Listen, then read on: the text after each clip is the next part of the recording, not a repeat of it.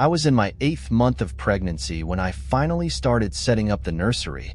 There was something magical about the process. The idea of preparing the space where my baby would spend their first years filled me with a mix of anxiety and joy.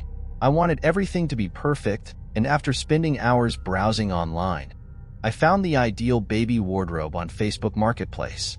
The piece was simply adorable, a light wooden wardrobe with hand-carved details, perfect for storing all the tiny baby clothes I had already bought.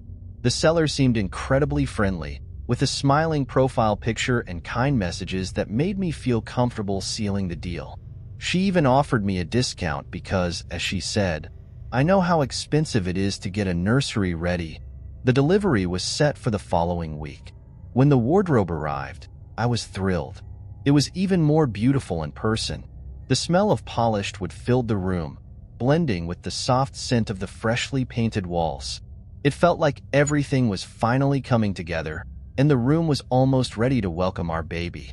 Little did I know that this would be the start of a creeping discomfort that would follow me in the coming days. As I started organizing the baby clothes in the wardrobe, something caught my eye. On the sides of the drawers, there were stickers with hearts and stars, something I hadn't noticed in the photos. Scrawled across the stickers in blue ink were names: Lily, Mark, Daisy. I didn't know these children, of course, but still, it sent a strange chill through me. I began peeling the stickers off, one by one, trying to convince myself it was nothing more than leftover remnants from the previous owner. However, when I opened the last drawer, I found something that made me pause. Hidden under a crumpled piece of paper was a small metal toy. A miniature car, worn and aged. I stared at it for a few seconds. It didn't make sense for it to be there. Who sells a wardrobe without checking the drawers for forgotten items? I picked up the toy and set it aside, convincing myself that it wasn't a big deal. But deep down, a sense of discomfort began to settle in. That night, as I lay in bed, I couldn't stop thinking about the wardrobe. Every time I turned, images of those hand-scrawled names and that old toy car flashed through my mind. Maybe it was just the exhaustion or the anxiety of the pregnancy, but I couldn't shake the feeling that something about that wardrobe wasn't quite right. Still, I tried to push it aside. After all, they were just small, insignificant details. At least, that's what I wanted to believe. In the days that followed, my routine returned to normal. The wardrobe sat in the nursery, now filled with baby clothes, and I tried not to think about the strange details. Then, a few days after the delivery, I received a message from the seller. "Hi, just checking in to see how the wardrobe is fitting in the room. I hope it's perfect for your little one." Smiley face. The message seemed innocent enough, so I replied politely, "It's great, thank you. The wardrobe is beautiful and fits perfectly in the nursery." I thought that would be the end of the conversation, but to my surprise, she kept messaging me. The next day, another message popped up. "How's the pregnancy going? Your baby must be due soon, right?" At first, I thought it was just a kind gesture, but then the messages kept coming. "I hope you're taking care of yourself. Do you have any photos of the nursery with the wardrobe?" Smiley face. The persistent friendliness started to make me uneasy. It was strange for someone who had only sold me a piece of furniture to be this invested in my life. I started to wonder why she was so interested. I tried to be polite, but each new message made me more anxious. She kept asking questions that seemed far too personal for someone I barely knew. "Have you picked a name for the baby? Can I come by and see how the wardrobe looks in your space?" With every new notification, my discomfort grew. I felt like her presence was creeping into my life in ways that weren't welcome. I began to delay my replies, hoping she would lose interest. But it seemed that the more I distanced myself, the more insistent she became. The messages didn't stop. They were always friendly in tone, but they became more intrusive. She asked how I was feeling, if the baby had arrived yet, and if the wardrobe was still in the right spot. At one point, she even asked, "What's your exact address? I need to confirm something with the delivery guy." That question sent a wave of alarm through me. She had already delivered the wardrobe to my house, so why would she need the address again? It felt like a poorly disguised excuse. I ignored the message and decided not to respond anymore. But the unease continued to grow inside me. Every night, as I lay in bed, I tried to convince myself that I was overreacting. Maybe she was just a lonely person using Facebook Marketplace as a way to make connections. Or maybe, in some strange way, she saw me as a friend now. But no matter how much I tried to rationalize it, the fear wouldn't go away. I started to avoid looking at the wardrobe as if it was somehow responsible for all of this. Just thinking about her messages made my heart race. My mind began spinning scenarios. What if she knew more about me than I had realized? Had I shared too much during our conversations? Was she tracking me somehow?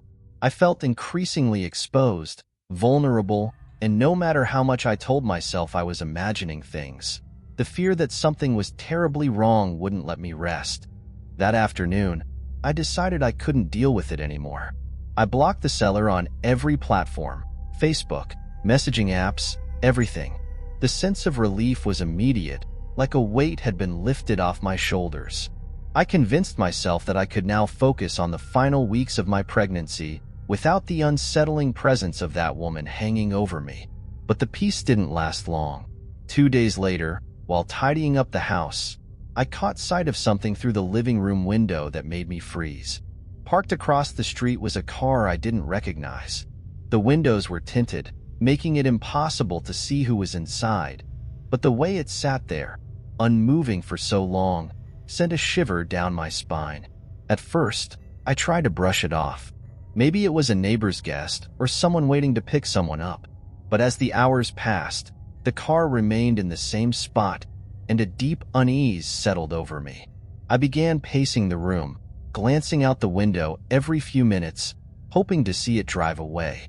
When my husband came home from work, I mentioned the car to him. He went to the window, but by then it was gone. He laughed softly and reassured me, saying I was just being paranoid because of the strange messages. I wanted to believe him, but the knot of anxiety in my chest didn't go away. That night, I woke up to a faint sound outside. My heart pounded as I crept to the window. The same car was there, parked in the exact same spot. My stomach dropped. I knew, deep down, that it was her. The next morning, I couldn't shake the feeling that something was terribly wrong. I decided to dig deeper into the seller's background. With the help of a friend, I scoured local forums and social media, searching for any information about her. It didn't take long to find what I was looking for. Several years ago, the seller had lost her son to illness. He had been only 5 years old when he passed, and according to the online posts, she had never been the same since. The forums were full of sympathy for her, but they also mentioned that after her son's death, she had become obsessed with selling children's furniture and toys online, things that once belonged to her child. The realization hit me like a ton of bricks. This explained the strange behavior, the intrusive messages, and her obsession with the wardrobe and my baby. She wasn't just some overzealous seller. She was a grieving mother, still clinging to the memory of her child. My heart sank with a mix of pity and fear. The thought of dealing with someone in such a fragile emotional state terrified me. If she was still consumed by her grief, what might she do? Her fixation on my pregnancy and the wardrobe now seemed more than just unsettling. It felt dangerous. And the worst part was that she knew where I lived. The revelation about the seller weighed heavily on me. Every time I walked into the nursery, every glance at the wardrobe made me feel like I was being watched. I knew she hadn't given up, that she was still out there, somewhere, waiting for something. That night, I made up my mind. I wasn't going to sit by and wait for her to make another move. I left all the lights in the house off and sat by the window, watching. It was past midnight when I saw it. The same car, pulling up slowly to the curb, parking in the same spot as before. My heart pounded, but I forced myself to stay calm. This time, I wouldn't hide. I wouldn't ignore it. I grabbed my phone and made my way to the front door, my hands shaking as I opened it just enough to step outside. The cool night air hit my face as I looked toward the car, its dark windows gleaming under the streetlight. The door opened slowly, and then I saw her. The seller. I swallowed hard, forcing myself to speak. "Why are you here?" My voice was shaky, barely above a whisper. She didn't answer. She just stood there, staring at me, as if she was trying to decide what to do next. Then, without a word, she turned, got back into her car, and drove away. I stood there, frozen, as her car disappeared into the night. I knew it wasn't over. After that night, I never saw her again. Not physically, at least. But the feeling that she was still out there, watching, never left me. I didn't unblock her on any platform, didn't try to reach out, but in my heart, I knew she wasn't finished with me. There was something unresolved, something she still wanted. I'd wake up in the middle of the night, convinced I heard something outside, or worse, inside the house. The nursery became a place I avoided more and more. Every time I looked at the wardrobe, I felt a presence, as if her grief had somehow seeped into the wood, as if she had left a part of herself behind. One night, while putting away some baby clothes, I heard a faint creak from the wardrobe. My stomach twisted with dread. Slowly, I opened the bottom drawer, the one where I had found the old toy car. It was empty, of course, but I couldn't shake the feeling that something, or someone, had been there. I can't explain it, but the fear never really left. Even though I hadn't heard from her since that night, I still feel her presence, watching, waiting, and every now and then, when I pass by the wardrobe, I catch myself holding my breath, listening for that quiet creak that reminds me she's not really gone.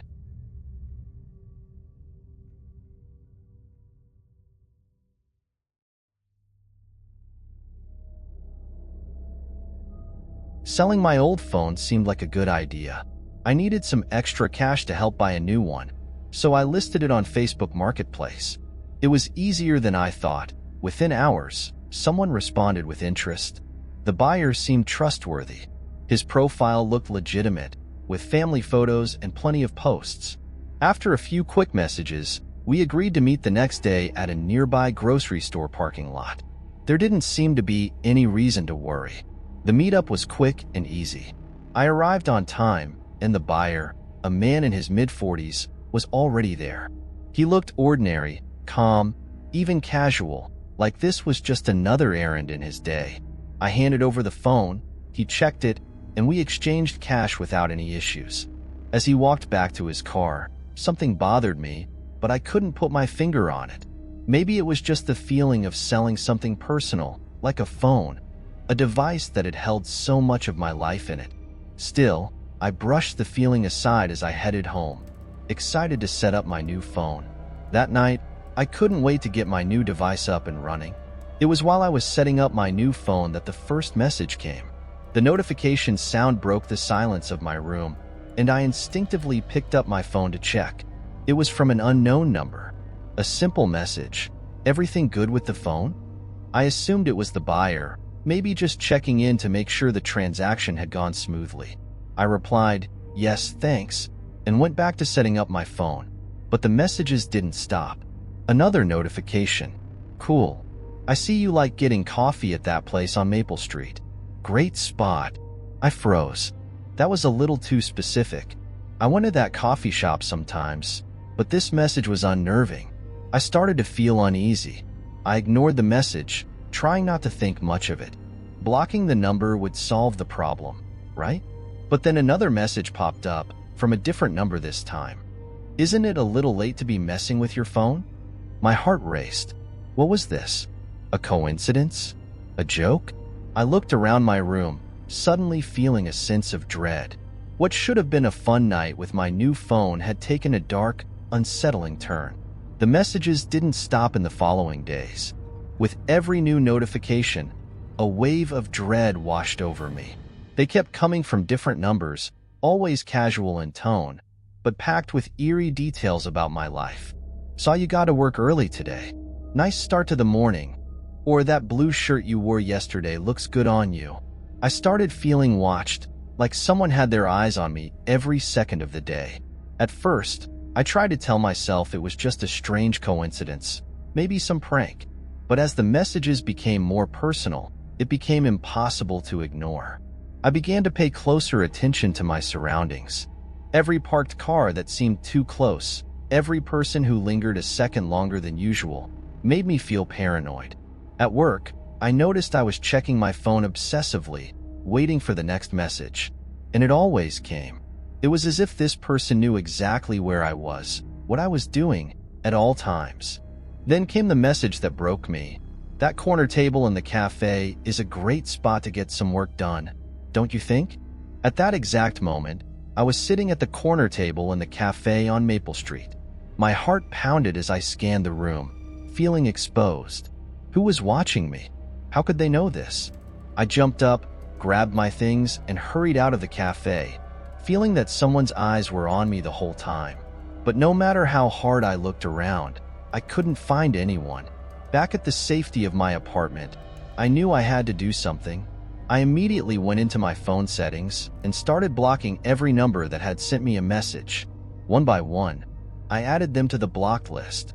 For a brief moment, I felt a small sense of relief. Surely, this would stop the messages. But that peace didn't last long. Later that night, my phone buzzed again. Another message from yet another unknown number. Blocking won't help, you know that? My stomach dropped. Whoever this was, they knew exactly what I was doing. The fear that had been simmering beneath the surface exploded into full-blown panic. I was losing control of the situation, and with every new message, it felt like this person was toying with me. I considered switching phones altogether, but deep down, I knew it wouldn't fix the problem. Whoever this was knew too much about me. They knew where I went, what I wore, and even what I did in private. How was this possible? How could someone be so close and yet remain invisible? Every number I blocked was quickly replaced by another, as if this person had an endless supply of ways to reach me. It seemed there was no escape, and now I couldn't even trust the safety of my own home. After days of relentless messages, my anxiety had turned into obsession. I needed to know what was going on, so I decided to dig deeper. I had avoided it up until now, but I couldn't ignore the possibility that the buyer of my phone was behind all this. Tracking him down wouldn't be easy, but I started with the basics, scrolling through his Facebook profile, hoping for some clue. His posts seemed normal, filled with family gatherings and casual updates. On the surface, there was nothing out of the ordinary, but something about him just didn't sit right with me. Then it hit me. What if the phone I sold wasn't as wiped clean as I thought? I started reading up on tech forums, digging into discussions about factory resets and hidden dangers. That's when I stumbled upon something that made my blood run cold. Apparently, it's possible to install spyware on a phone that can survive a factory reset. If done right, this software could allow someone to monitor everything happening on the device remotely: text messages, locations, even access to the camera and microphone. I realized with a sinking feeling that the buyer hadn't just taken my phone. He'd left something behind, a way to watch me. My heart raced as I pieced it together.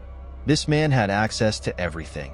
He was watching my every move, listening in, knowing exactly where I was at any given moment. The messages weren't just creepy. They were a constant reminder that my privacy had been completely violated. Desperate and terrified, I decided I couldn't sit back and let this happen anymore. I had to confront the buyer. It wasn't the smartest decision, but at this point, I was out of options. I needed answers, and I needed them fast. After spending hours going through his Facebook page, I found out that he worked at a small electronics store on the edge of town. The next morning, with my heart pounding, I drove to the address. As I walked into the store, I spotted him immediately.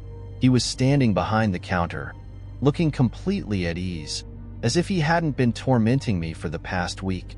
My mind raced with what I was going to say, how I was going to handle this. "You know who I am," I said, keeping my voice steady. "We met a few days ago. I sold you a phone, and since then, I've been getting some very disturbing messages." He looked at me with a mix of confusion and amusement, like he had no idea what I was talking about. But there was something about his expression, a subtle smirk that made my skin crawl. "I don't know what you're talking about," he said, his voice calm, as if he'd done this before. "Must be a mistake." But that smirk told me everything I needed to know. He was playing a game, and he wasn't finished yet. I demanded more answers, but he just smiled and turned his back on me, disappearing into the back of the store as if our conversation had never happened. After that eerie confrontation at the electronics store, I knew I had to involve the authorities.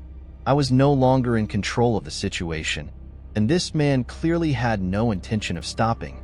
With my heart racing and a growing sense of dread, I drove to the police station. I explained everything to the officer: the phone sale, the increasingly personal messages, and my failed confrontation. As I spoke, I expected skepticism. It all sounded so bizarre. But when I mentioned the buyer's name in the electronics store, the officer's expression changed. "We know him," the officer said grimly. "He's been involved in a few cases like this before. Stealing personal data, hacking phones, using them to monitor people." My stomach churned as he continued to explain that the buyer had a record of cybercrimes and theft of electronic devices. He'd been using spyware on phones to collect sensitive information and sometimes even blackmail his victims. The officer assured me they would investigate further, but in the meantime, I was told to get a new phone, secure all my accounts, and be extra cautious. They gave me advice on how to better protect my personal data, but that didn't ease the anxiety twisting inside me. As I left the police station, I felt a mix of relief and fear. The authorities were involved now, but what if it wasn't enough? The damage had already been done. Each time my phone buzzed, I couldn't help but feel that cold, creeping dread. Even with the buyer potentially being watched by the police, I wondered if I'd ever truly feel safe again.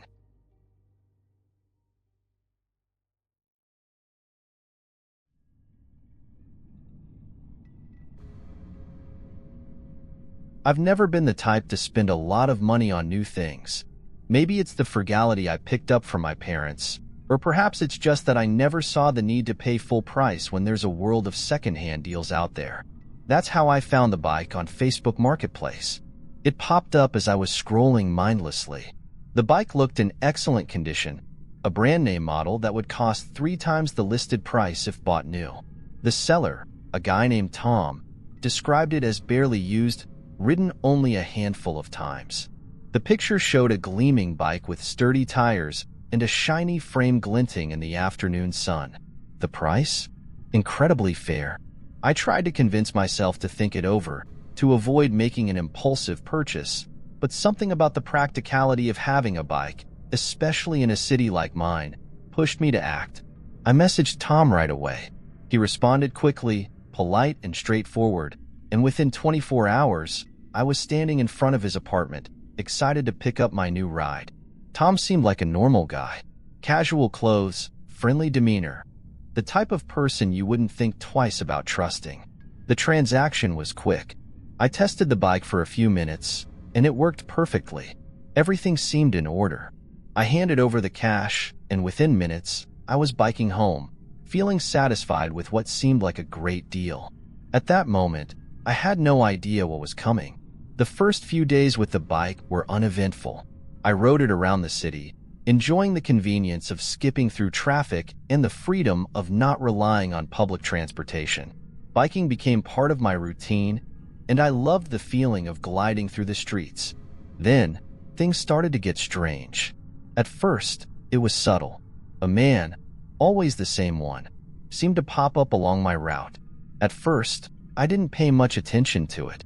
Could have been a coincidence. After all, cities are full of people, and faces blend together easily.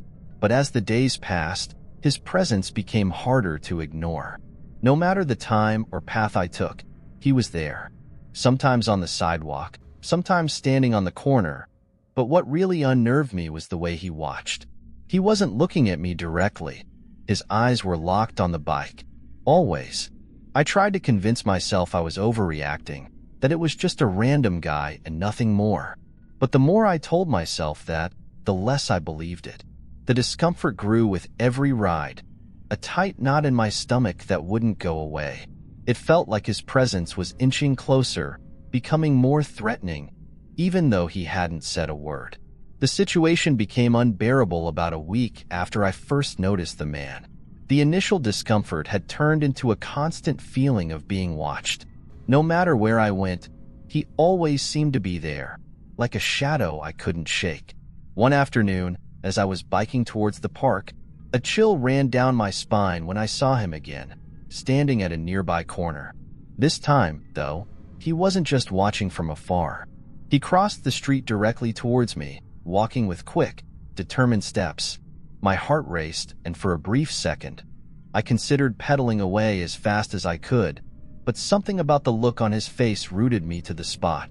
"That bike belongs to me," he said, his voice sharp and direct. His eyes were glued to the bike, as if it were the only thing in the world that mattered to him. I blinked, caught off guard. "Excuse me?" "It was stolen from me," he continued, his tone not wavering. "You bought something that wasn't yours to buy." "That bike was mine, and I want it back." My palms started to sweat, and I tried to process what he was saying. "That doesn't make sense. I bought it from a guy on Facebook. He said it was barely used, just a couple of rides." "He lied to you," the man replied, his voice growing sharper, more agitated. "I was robbed. The bike was sold without my permission. Now I want it back, or you can pay me what it's really worth." My legs felt weak, and the weight of his accusation hit me hard. He didn't seem like he was bluffing, but he also didn't seem like he was willing to resolve this peacefully. "Look, I'm sorry, but I have the receipt for the purchase. I didn't know anything about it being stolen." "I don't care," he snapped, taking a step closer. "You either give it back, or we handle this another way." My stomach twisted into knots. The threat in his voice was unmistakable. Even if I wanted to fix the situation, I had the creeping suspicion that giving him the bike wouldn't solve anything. I felt the danger rising, and before things could escalate further, I jumped on the bike and sped away, the sound of his footsteps pounding behind me as I fled.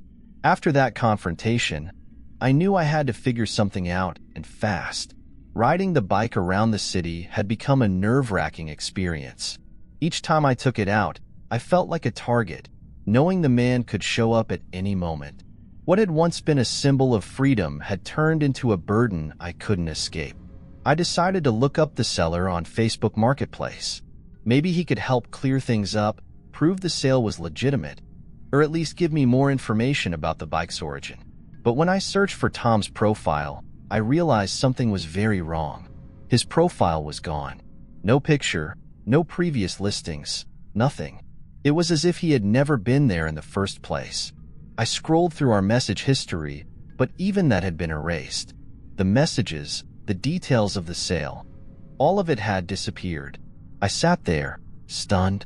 How could someone vanish so completely from a platform in such a short time? My mind raced with questions, and the uneasy feeling that the man had been right crept in. Had I really bought a stolen bike? With the seller's disappearance, my paranoia only grew. The man who had been following me now felt even more dangerous. Every time I left my apartment, I found myself scanning the streets, half expecting him to be there, lurking, waiting for his chance. My imagination played tricks on me. Every shadow, every face in the crowd seemed to resemble him. As the days passed, the city felt more and more suffocating. I couldn't shake the sense of being trapped, with no clear way out. My friends suggested I sell the bike, or just stop riding it for a while. But deep down, I knew it wasn't that simple. The man didn't just want the bike. He wanted something else, something darker. With every ride, the weight of the city pressed down on me, and I knew it was only a matter of time before he found me again. The moment I dreaded finally arrived. I was biking home, once again scanning the streets nervously, expecting to see him at every corner. The sun was setting, casting long shadows across the empty streets, making everything feel even more eerie. The city that once felt familiar now seemed hostile. And then I saw him. He was standing at the intersection ahead, staring right at me. This time, there was no distance between us. He began walking toward me with purpose, and I knew running wouldn't help. My hands tightened on the handlebars, but my legs froze. I couldn't move. "I warned you," he said, his voice low and menacing. I told you that bike is mine. My heart pounded in my chest, but I tried to stay calm. Look, I don't want any trouble. I didn't know it was stolen. I can give it back to you if that's what you want. It's not just about the bike, he said, his eyes narrowing. You think this is about money? About what it's worth? No, this is about what was taken from me. I was confused, but I could feel the tension in the air. What do you mean? What was taken from you? He took another step closer, his face twisted with anger. I want you to feel what I felt when I lost something important to me. I want you to understand what it's like to live in fear. My pulse raced as I realized this wasn't about the bike at all. His anger wasn't rational. It was personal, something much deeper that I couldn't comprehend. He didn't just want the bike back. He wanted revenge, and I was caught in the middle of it. I needed to act fast. Slowly, I got off the bike and held it out to him. Take it. It's yours. I don't want any part of this. He hesitated, eyes darting between me and the bike. For a moment, I thought he might take it and leave. But the way he looked at me told me that wouldn't be enough. His anger wasn't just about the object. It was about making me suffer. In a split second, I shoved the bike towards him and bolted, running as fast as I could. I didn't look back, but I could hear the bike crash to the ground and his footsteps chasing after me. My legs burned as I sprinted down the empty street, praying I could make it to safety.